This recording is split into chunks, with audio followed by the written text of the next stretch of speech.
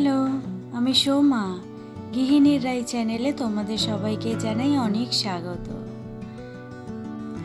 দিনটা ছিল রবিবার। রবিবার মানেই ঘরে ঘরে মাংসের সুগন্ধে ভরপুর একটা খুশির দিন। আজ রান্নাঘরে দাঁড়িয়ে মাংস রান্না করছি। হাতের কাজ করতে করতে মনে পড়ল, ছোটবেলায় মাংস হতো অনেক দিন পর পর। সেই দিনটার জন্য আমরা কত অপেক্ষা করতাম। সেই গন্ধ, সেই মায়ের রান্না, সেই উত্তেজনা সব যেন একটা ছোট্ট উৎসব হয়ে আসত। রান্নাঘর তখন শুধু রান্নার জায়গা ছিল না, সেটা ছিল পুরো বাড়ির আনন্দ কেন্দ্র। আমরা ভাই বোনেরা পাত চেয়ে বসে থাকতাম। মা একটু বেশি যত্ন করে ভাত দিত মাংসের ঝোলের সঙ্গে। এখন ইচ্ছে করলেই মাংস রান্না করতে পারি, তবুও তখনকার সেই একরাশ খুশি, সেই আগলানো ভালো লাগাটা, সেইটা আর আজকাল পাই না। আজ রান্না করছি ঠিকই, কিন্তু সেই আনন্দটা আর নেই। কিছুটা মাংস তুলে ফ্রিজে রেখে দিলাম। আর দেখো, মাংসটা ধুয়ে রেখে দিয়েছি। এখানে পেঁয়াজ আর আলু কেটে নিয়েছি। রান্না করতে গিয়ে দেখি তেলটা শেষ হয়ে গেছে, তাই তেলের প্যাকেটটা কেটে তেলটা ভরে রাখছি। সংসারের প্রতিটি সাধারণ কাজেই লুকিয়ে থাকে না বলা কিছু গল্প। ছোটবেলার কত কিছুই না মনে করিয়ে দেয় এই রান্নাঘরটা।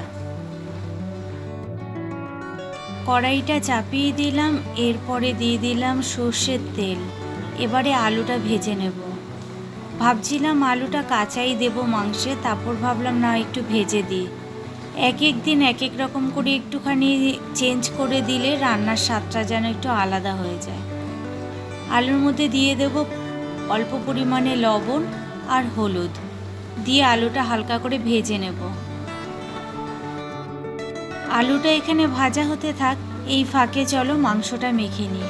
আজকে মাংসটা মেখে টেকে একবারে বসাবো, কিন্তু পেঁয়াজ বাটিনি, পেঁয়াজটা আজকে কুচিয়েই দেব। আর দেখো, এখানে আদা রসুনের পেস্ট নিয়ে নিয়েছি। মিক্সিটা বললাম না, এখনও ঠিক হয়নি, কবে যে ঠিক হবে ভগবান তা জানেন। আদা রসুনের পেস্ট দিয়ে এর জন্য মাংসটা রান্না করছি। আর রেগুলারের যেই টুকিটাকি মশলাগুলো, একটু জিরে গুঁড়ো, একটু হলুদ গুঁড়ো, গোটা গরম মশলা গুঁড়ো, আর একটু দিয়েছি শুকনো লঙ্কার গুঁড়ো।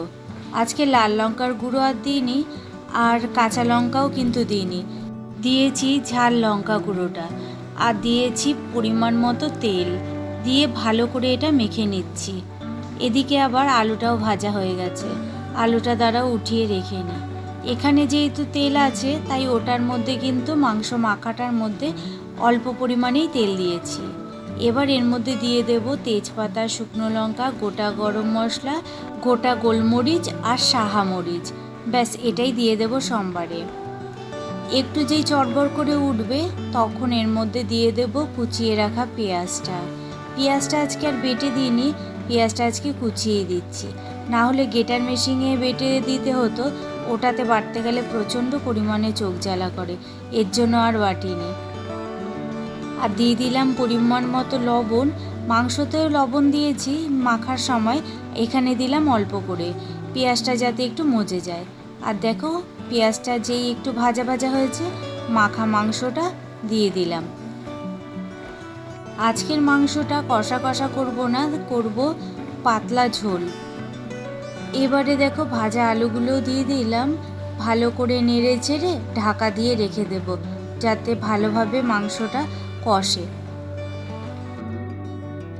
সকালে খাবারের কিছু বাসন বেরিয়েছিল, সেইগুলো এখনও মাজা হয়নি, তাই ভাবলাম এটা কষতে কষতে বাসনগুলো চট করে মেজে নিই। চলো। বাসন মাজতে একদম ভালো লাগে না, কপাল চাপড়াই প্রতিবার। খাওয়া দাওয়ার পর বাসনগুলো যেন আমার দিকে তাকিয়ে থাকে। আমি পড়ে থাকি হিরোইনের মতো কসবাইট হাতে নিয়ে।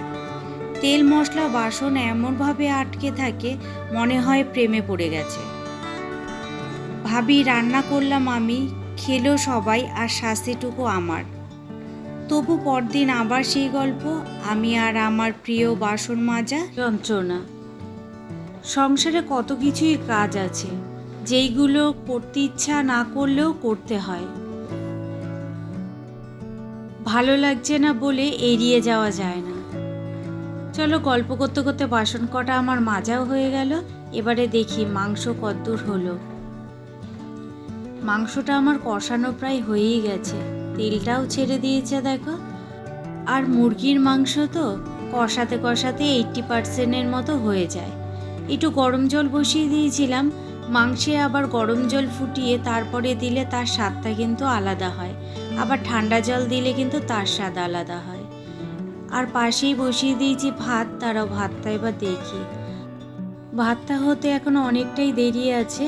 আর এদিকে মাংসটাও হয়ে গেছে, গরম মশলা দিয়ে তারপরে নামিয়ে নিলাম। আর দেখো, আজকের মাংস কিন্তু একদম পাতলা ঝোল হয়েছে।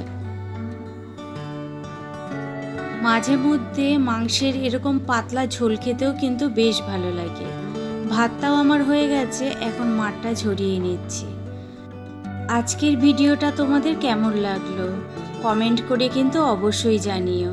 আর যদি ভালো লেগে থাকে তাহলে প্লিজ লাইক, কমেন্ট, শেয়ার করো আর সাবস্ক্রাইব করে আমার পাশে থেকো। চলো আজকের মতো তাহলে টাটা, দেখা হচ্ছে অন্য কোনো দিন অন্য কোনো ব্লগের সঙ্গে।